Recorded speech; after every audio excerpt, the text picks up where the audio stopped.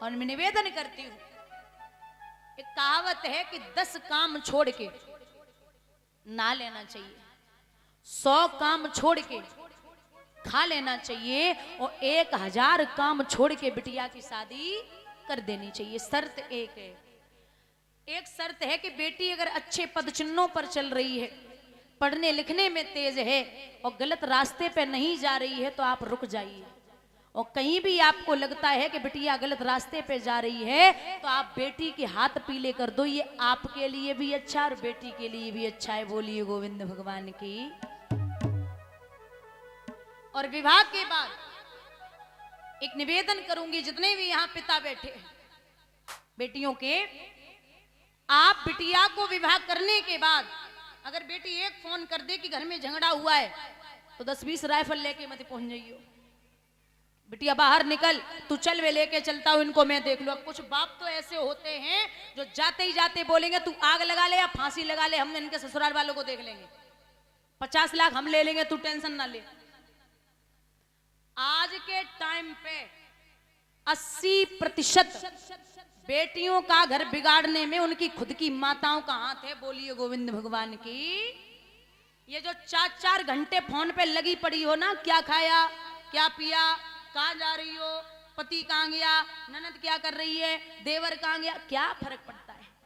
बिटिया ठीक है, बस अच्छे से रहे और परिवार अच्छा रहे, हालचाल पूछो। ये 4-4 घंटे अगर मीटिंग करोगी ना तो परिवार बिगड़ेगा, सुधरने वाला नहीं है। मेरी एक बड़ी वाली सिस्टर है, मैं तो मम्मी को समझाती रहती हूँ कम बात किया करो। हाँ सच में 4-4 घंटे की मीटिंग घर बर्बाद कर देती है। अब कछु तो सोच रही हूँ भाव ना है ना तासो, ऐसा कुछ नहीं होता, हो या ना हो वो तो बाद की बात है। लेकिन मैं हमेशा समझाती हूँ कि बेटियों को उतनी रास्ता दिखाइए, अगर पढ़ रही है जो पहने वो पहनाइए, जो खाए वो खिलाइए, लेकिन सर पे मत बिठाइए। एक कलयुग के लड़के बच्चे हैं, एंड्रॉयड हैं पहले से ही, अगर 100 रुपए मांग रहे हैं तो 100 ही दीजिए, 200 देने की जरूरत नहीं है, क्योंकि 50 एक्स्ट्रा पहले से ही मांगते हैं। और बेटी का ये कर्तव्य है कि जब ससुराल जाए तो बाप के आन मान सम्मान को बरकरार रखे। ये जितने भी पिता यहां बैठे हैं, बाप जो होता है ना वो बिटिया की आंखों में आंसू शादी से पहले भले ही देख ले, लेकिन शादी के बाद कभी नहीं देख सकता। और यहां बहनों के भाई भी बैठे होंगे, जो बहनें होती उनके भैया, तो आपका ये परम कर्तव्य है कि जो बहनाएं होती हैं एक राखी खरीदने के लिए 10 दुकानें बदल देती हैं। जिसपे बढ़िया राखी मिलेगी ना वहीं से राखी लेके आएंगी भाई के लिए। तो भाइयों का ये कर्तव्य है कि 100 घर लड़कों को छोड़ करके 100 घर बदल दीजिए। 100 घर में लड़के पसंद ना आए तो छोड़ दीजिए, और 101 घर में पहुंचिए जहां तुम्हें सबसे बेहतरीन लड़का मिले वो बहन के लिए लेके आइए। जिंदगी भर का काम है ये। और ये जो बेटियां होती ना, एक सूट खरीदने के लिए 50 सूट रिजेक्ट कर देती हैं। एक सूट जिन्हें 2 महीने मुश्किल से पहनना है, अब जिस सूट को 2 महीने पहनना है उसके लिए ये 50 सूट रिजेक्ट कर देती हैं। तो आप सोचिए कि जिस लड़के के साथ इनको जिंदगी काटनी है वो लड़का कितना बेहतरीन होना चाहिए। बोलिए गोविंद भगवान की। बहुत सोच समझ करके बेटियों के लिए दामाद चुनिए। लड़के के दरवाजे पर जो दामाद हो उसके दरवाजे पर कार न हो तो चलेगा, लेकिन संस्कार होने बहुत जरूरी है। आप अपने बेटे को कार न दे पाए तो चलेगा, लेकिन अगर संस्कार नहीं दिए तो पूरे जीवन भर आपका बेटा कार लेने लायक भी नहीं बचेगा। बहुत जरूरी है संस्कार डालना।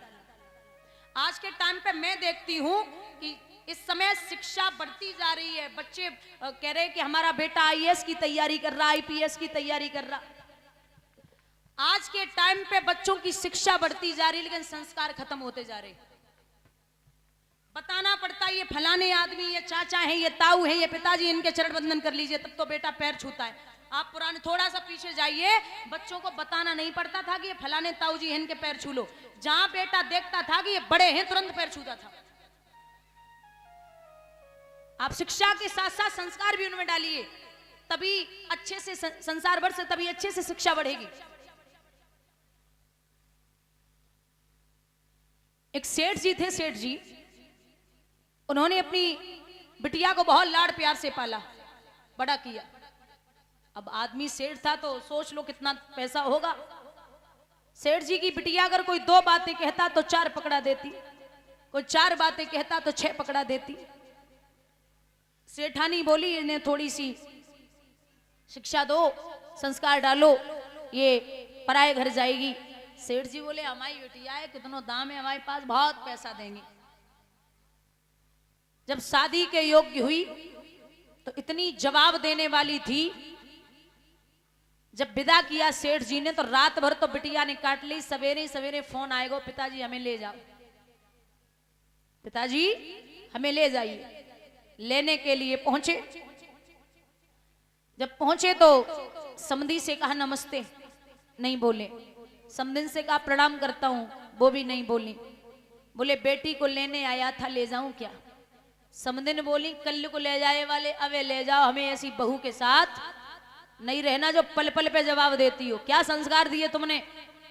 सेठ जी ने बिटिया को चुपचाप लो और लेके चली, घर पे बिठाई लियो, सर पे हाथ फेर के बोले लाडो तेरी ससुराल कैसी है? दांती पीस के बोली वो ससुराल है, कांट डाल के चले आए, वो नरक है नरक। अच्छा ससुर कैसे हैं? बोले ससुर 1 नंबर के राक्षस। सास कैसी है? बोले 1 नंबर की डायन। अच्छा ननद कैसी है? बोले 1 नंबर की चुगलखोर। ठीक है।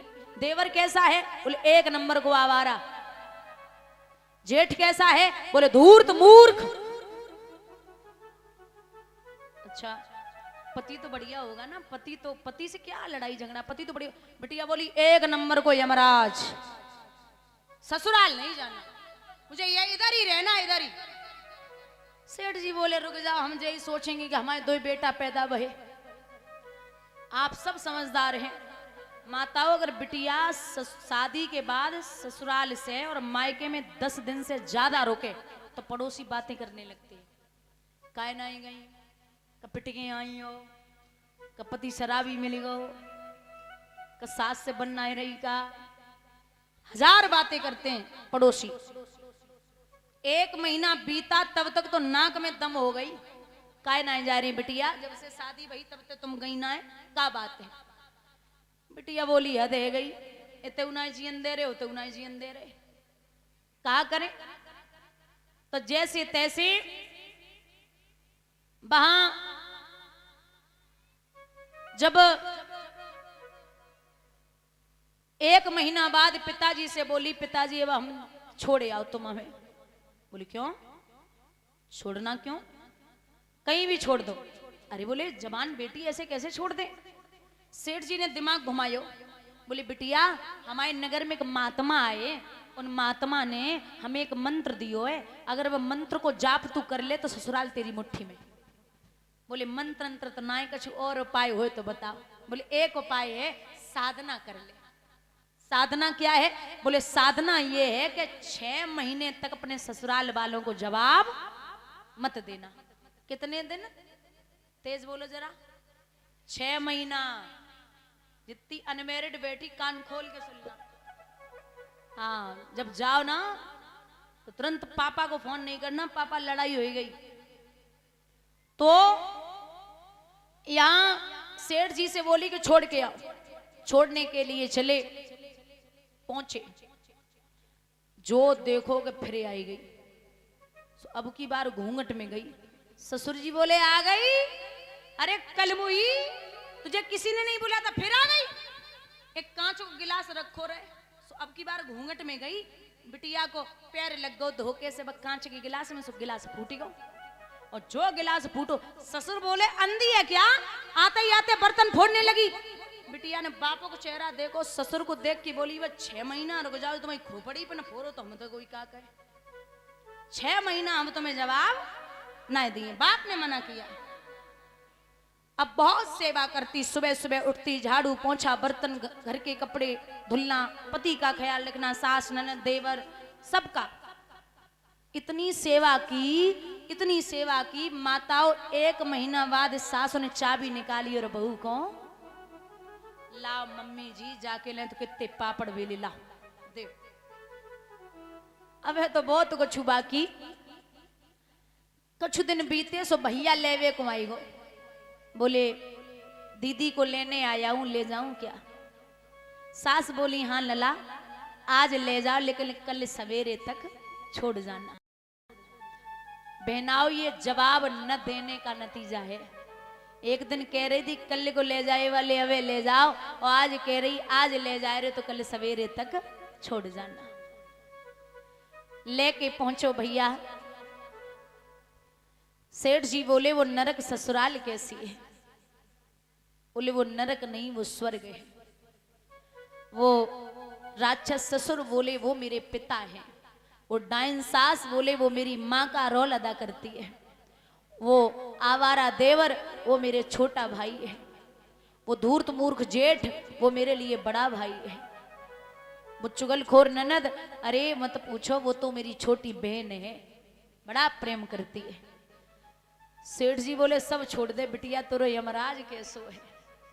सो बिटिया ने बोरी बिस्तरा उठाए, बोले लंगड़े होश हैं, अंधे होश हैं, काने होश हैं, विकारी होश हैं, दुर्बल होश हैं, गरीब हों, हमारे पति हमारे लिए देवता हैं, तासे पति की बुराई ना करो। सोई सेठ जी ने कलाई पकड़ के लाडो को मिठाइयो लाडो। अब पता चली कि साधना रंग ले आई।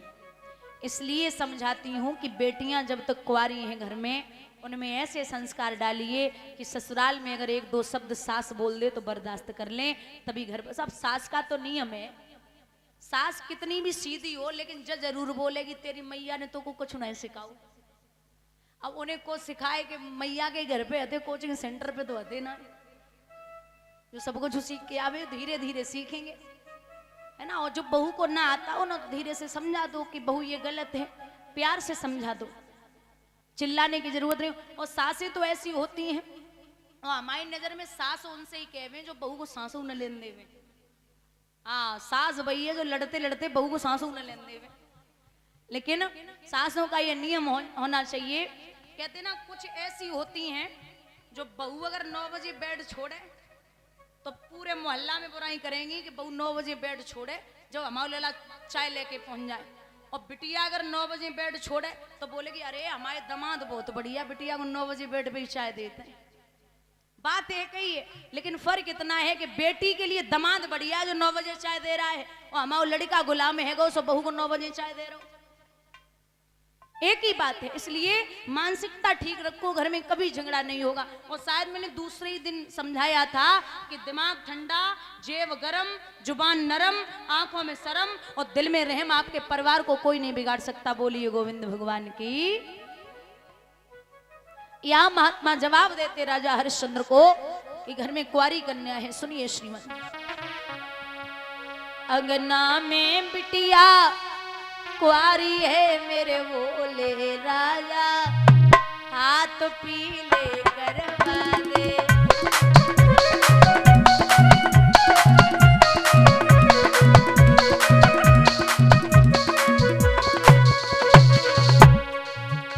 अंगना में लाडो कुंवारी है मेरे बोले राजा, हाथ पीले करवा दे।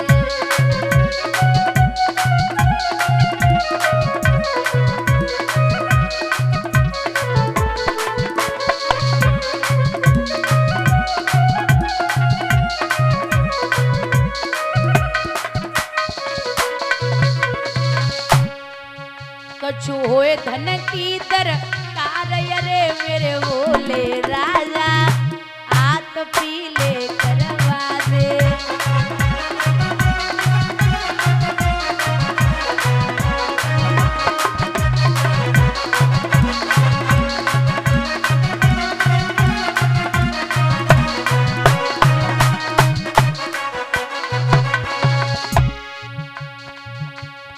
नैन बिना दे है सुनी, किला जांज पे तोपन खाई।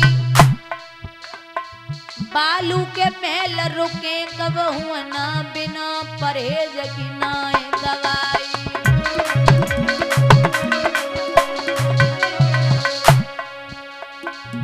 बालू के महल रुके कब हुआ ना, बिना परहेज की नाए दवाई। वो घर कब न पनप सके, जमे बालक चोर चटोर लुगाई।